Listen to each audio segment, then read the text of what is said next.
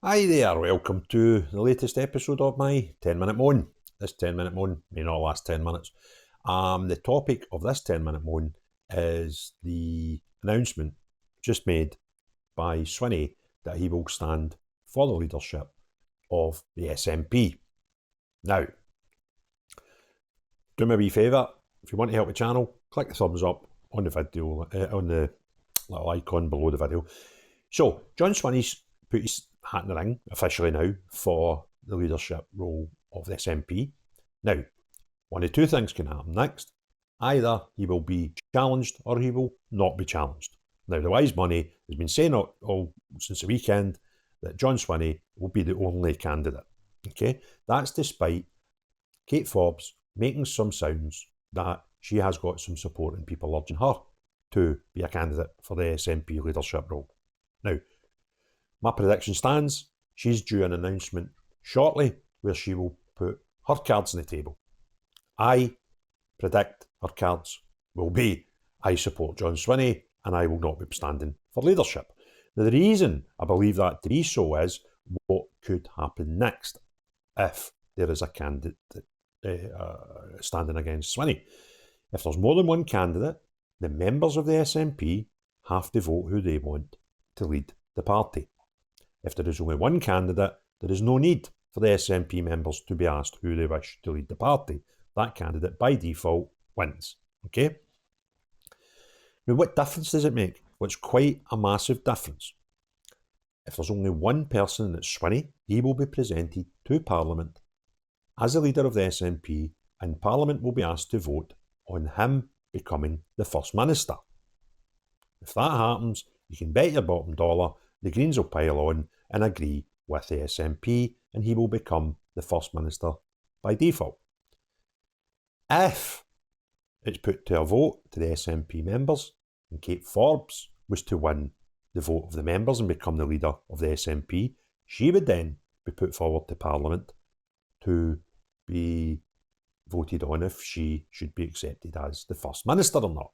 That is likely to fail because the Greens would not vote for Kate Forbes because they don't like her. They see her as right-wing and they feel people like her were the cause of the Butte House Agreement being cancelled and them being flung out of government.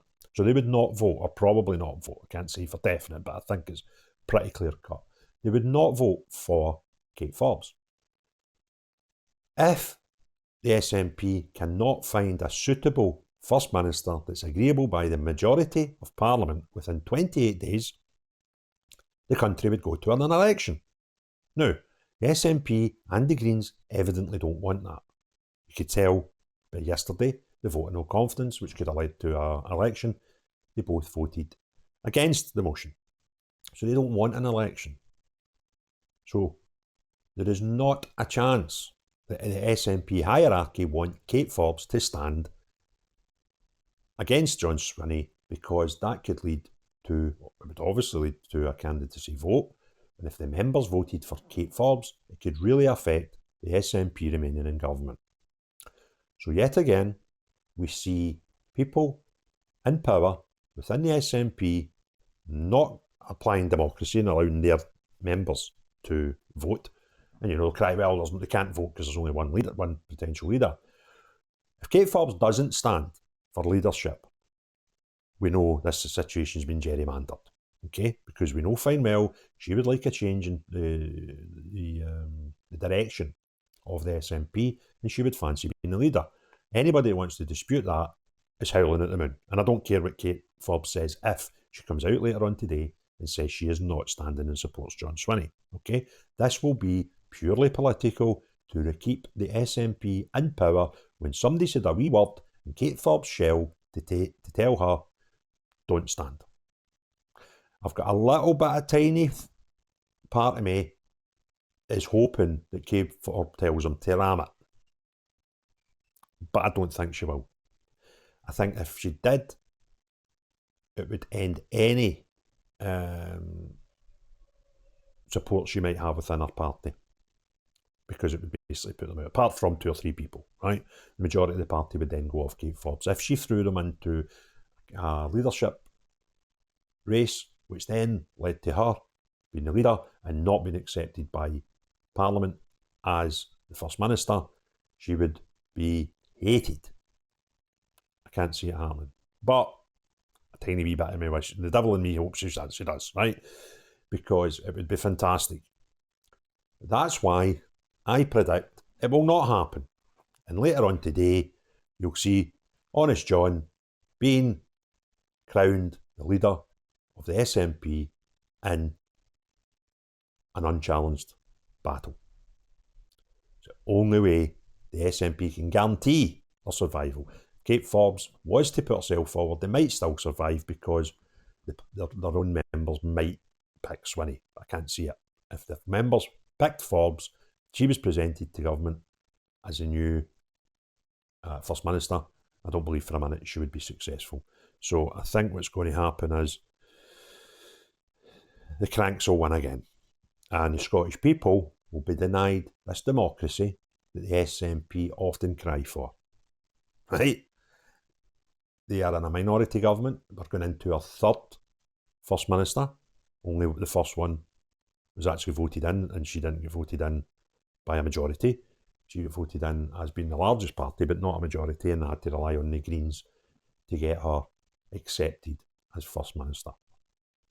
None of the last one and the next one have not faced, or may not face, the vote of the Scottish people. And let me remind you, each time the Tories done that in Westminster, the SNP cried unfair, unelected, not got a mandate to govern, all that nonsense came out, which may or may not be true. I kind of think it's the way the system is. It's frustrating, and I'm now frustrated with it as much as the SNP were when it happened in Westminster.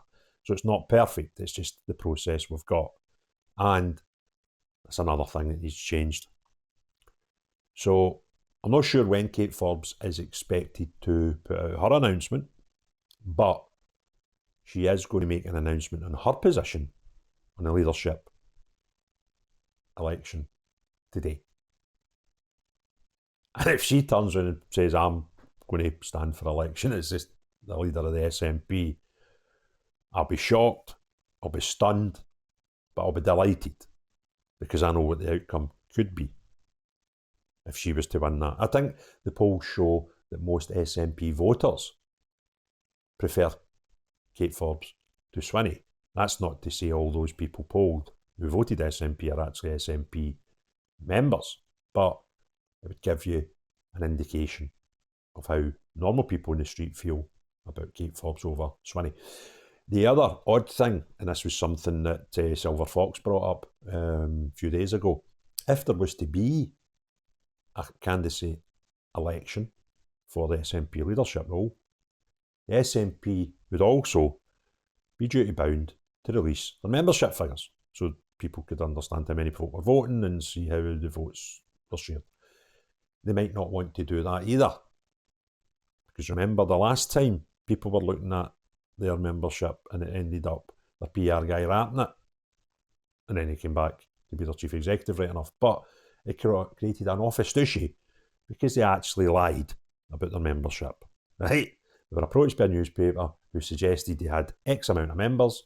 The party came back and said, no, we don't, that's a lie, we've not lost that many members, and it turned out to be true.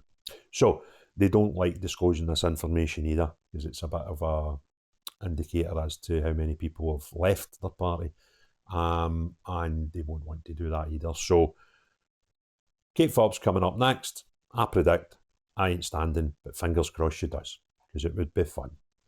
Unless you're John Swinney, the SNP, or any of the remaining but dwindling numbers of cult, everybody else, have a great day. Cheery bye now.